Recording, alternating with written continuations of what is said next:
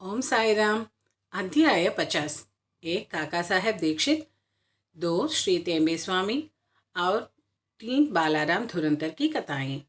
मूल सच्चरित्र का अध्याय 39 और 40 को हमने एक साथ सम्मिलित कर लिखा है क्योंकि इन दोनों अध्यायों का विषय प्रायः एक सा ही है। अब सच्चरित्र का अध्याय 51 यहाँ 50वें अध्याय के रूप में लिखा जा रहा है। इस अध्याय में एक काका साहेब दीक्षित, दो टेम्बे स्वामी और तीन बालाराम धुरंधर की कथाएं हैं। प्रस्तावना। उन श्री साई हम महाराज की जय हो, जो भक्तों के जीवनाधार एवं सद्गुरु है। ओम साई राम, जय साई राम। वे गीता धर्म का उपदेश देकर हमें शक्ति प्रदान कर रहे हैं। हे साई, कृपा दृष्टि से देखकर हमें आशीष दो।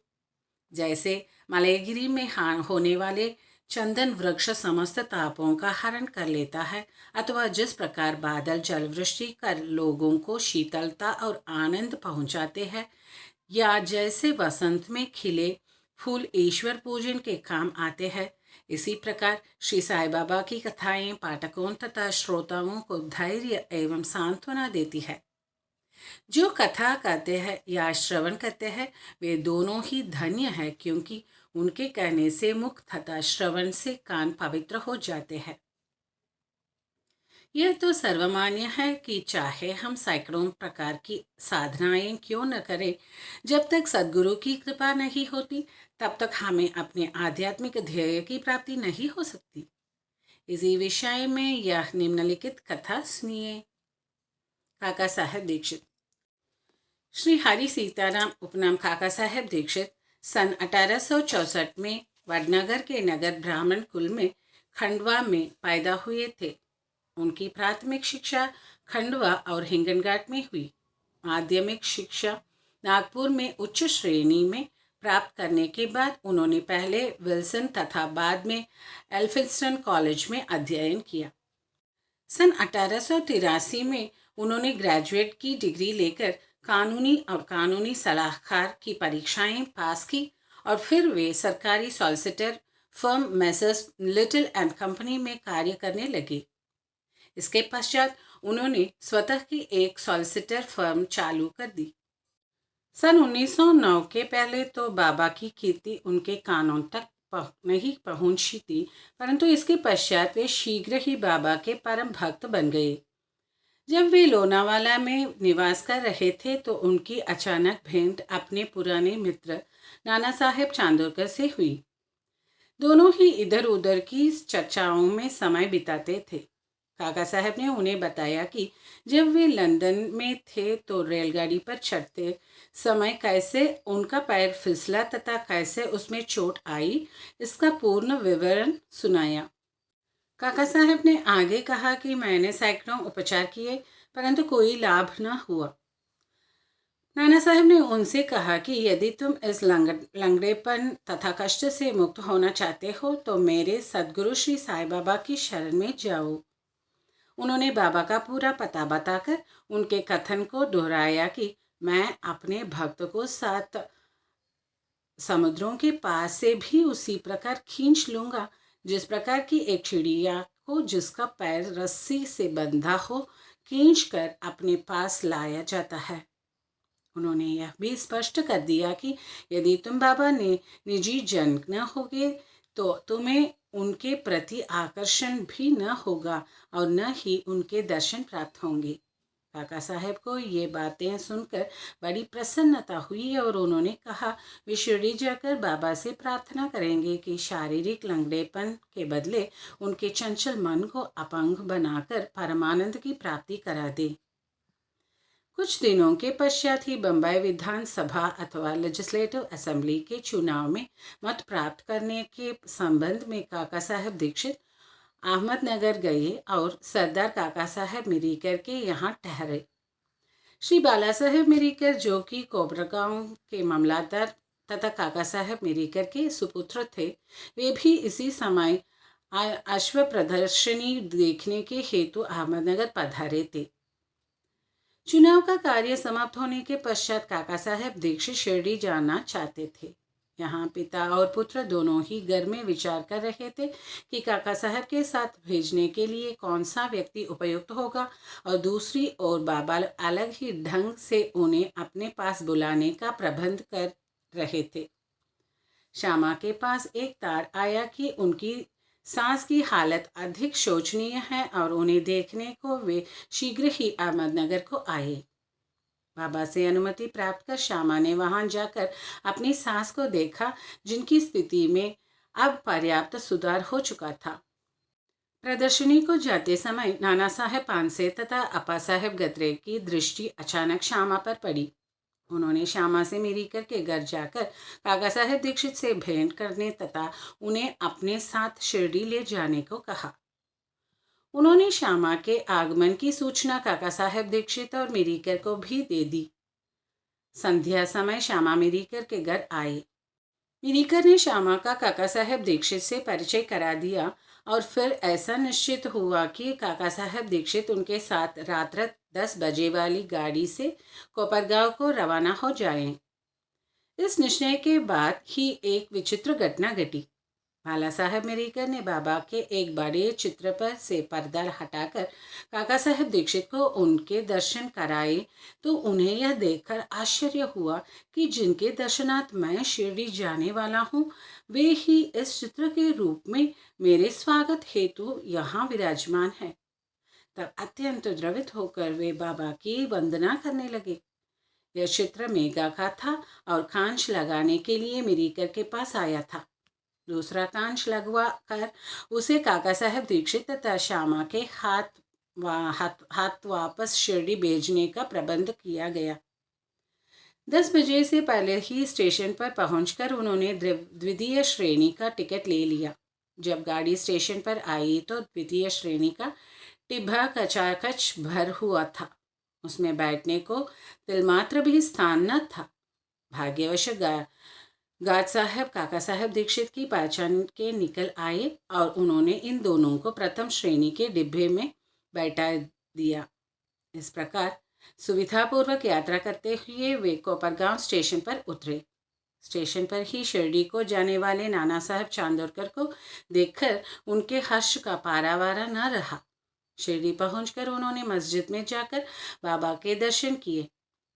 तब बाबा कहने लगे कि मैं बड़ी देर से तुम्हारी ही प्रतीक्षा कर रहा था। श्यामा को मैंने ही तुम्हें लाने के लिए भेज दिया था। इसके पश्चात काका साहब ने अनेक वर्ष बाबा की संगति में व्यतीत किए। उन्होंने शिरडी में एक वाड़ा अथवा दीक्षित वाड़ा बनवाया, जो उनका प्राय स्थायी घर हो गया। उन्हें बाबा से जो अनुभव प्राप्त हुए वे सब स्थान भाव के कारण यहाँ नहीं दिए जा रहे हैं। पाठकों से प्रार्थना है कि वे श्री साई लीला पत्रिका के विशेषांक भाग 12 के अंक 6 एवं 9 तक देखें। उनके केवल 1-2 अनुभव लिखकर हम यह कथा समाप्त करेंगे। बाबा ने उन्हें आश्वासन दिया था कि अंत समय आने पर बाबा उन्हें विमान में ले जाएंगे, जो सत्य निकला। तारीख 5 जुलाई सन 1826 में अधिक तल्लीन हो गए, तभी अचानक उनकी गर्दन हेमाडपंत के कंधे से जा लगी और उन्होंने बिना किसी कष्ट तथा घबराहट के अपनी अंतिम श्वास छोड़ दी। श्री टेम्बे स्वामी। अब हम द्वितीय कथा पर आते हैं, जिससे स्पष्ट होता है कि संत परस्पर एक दूसरे को किस प्रकार भ्रातृवत प्रेम किया करते हैं। एक बार श्री वासुदेवानंद सरस्वती, जो श्री टेम्बे स्वामी के नाम से प्रसिद्ध है, ने गोदावरी के तीर पर राजमहेंद्री में आकर डेरा डाला। वे भगवान दत्तात्रेय के कर्मकांडी, ज्ञानी तथा योगी भक्त थे। नांदेड़ अथवा निजाम स्टेट के एक वकील अपने मित्रों के साथ उनसे भेंट करने आए और वार्तालाप करते करते श्री साईं बाबा की चर्चा भी निकल पड़ी। बाबा का नाम सुनकर स्वामी जी ने उन्हें करबद्ध प्रणाम किया और पुंडलक राव अथवा वकील को एक श्रीफल देकर उन्होंने कहा कि तुम जाकर मेरे भ्राता श्री साई को प्रणाम कर कहना कि न मुझे बिसरे तथा सदैव मुझ पर कृपा दृष्टि रखें। उन्होंने यह भी बतलाया कि सामान्यतः एक स्वामी दूसरे को प्रणाम नहीं करता, परंतु यहाँ विशेष रूप से ऐसा किया गया है। श्री पुंडलिकराव ने श्रीफल लेकर कहा कि मैं इसे बाबा को दे दूंगा तथा आपका संदेश भी कह दूंगा। स्वामी ने बाबा को जो भाई शब्द से संबोधित किया था वह बिल्कुल ही उचित था। अधर स्वामी जी अपनी कर्मकांडी पद्धति के अनुसार दिन रात अग्निहोत्र प्रज्वलित रखते थे और इधर बाबा की धूनी दिन रात मस्जिद में जलती रहती थी। एक मास के पश्चात ही पुंडलिकराव अन्य मित्रों सहित श्रीफल लेकर शिरडी को रवाना हुए। जब वे मनमाड पहुंचे तो प्यास लगने के कारण एक नाले पर पानी पीने गए। खाली पेट पानी न पीना चाहिए, यह सोचकर उन्होंने कुछ चिवड़ा खाने को निकला, जो खाने के कुछ अधिक तीखा सा प्रतीत हुआ। उसका तीखापन कम करने के लिए किसी ने नारियल फोड़कर उसमें खोपरा मिला दिया और इस तरह उन लोगों ने चिवड़ा स्वादिष्ट बनाकर खाया। अभाग्यवश जो नारियल उनके हाथ से फूटा वह वही था जो स्वामी जी ने पुंडलिकराव को भेंट में देने को दिया था। शिरडी के समीप पहुंचने पर उन्हें नारियल की स्मृति हो आई। उन्हें यह जानकर बड़ा ही दुख हुआ कि भेंट स्वरूप दिए जाने वाला नारियल ही फोड़ दिया गया है। डरते डरते और कांपते हुए वे शिरडी पहुंचे और वहां जाकर उन्होंने बाबा के दर्शन किए। बाबा को तो यहाँ नारियल के संबंध में स्वामी से बेतार का तार प्राप्त हो चुका था, इसलिए उन्होंने पहले से ही पुंडलिकराव से प्रश्न किया कि मेरे भाई की भेजी हुई वस्तु लाओ। उन्होंने बाबा के चरण पकड़कर अपना अपराध स्वीकार करते हुए अपनी चूक के लिए उनसे क्षमा याचना की। वे उसके बदले में दूसरा नारियल देने को तैयार थे, परंतु बाबा ने यह कहते हुए उसे अस्वीकार कर दिया कि उस नारियल का मूल्य इस नारियल से कई गुना अधिक था और उसकी पूर्ति इस साधारण नारियल से नहीं हो सकती। फिर वे बोले कि अब तुम कुछ चिंता न करो, मेरी ही इच्छा से वह नारियल तुम्हें दिया गया था, मार्ग में फोड़ा है। तुम स्वयं में कर्तापन की भावना क्यों लाते हो? एक, कोई भी श्रेष्ठ या कनिष्ठ कर्म करते समय अपने को कर्ता न जानकर अभिमान तथा अहंकार से परे होकर ही कार्य करो, तभी तुम्हारी द्रुत गति से प्रगति होगी। 2, कितना सुंदर उनका यह आध्यात्मिक उपदेश था। सांता क्रूज बम्बई के श्री बालाराम धुरंधर प्रभु जाति के एक सज्जन थे। वे बम्बई के उच्च न्यायालय में एडवोकेट थे तथा किसी समय शासकीय विधि विद्यालय अथवा गवर्नमेंट लॉ स्कूल बम्बई के प्राचार्य अथवा प्रिंसिपल भी थे। उनका संपूर्ण कुटुंब सात्विक तथा धार्मिक था। श्री बालाराम ने अपने जाति की योग्य सेवा की और इस संबंध में एक पुस्तक भी प्रकाशित कराई। इसके पश्चात उनका ध्यान आध्यात्मिक और धार्मिक विषयों पर गया।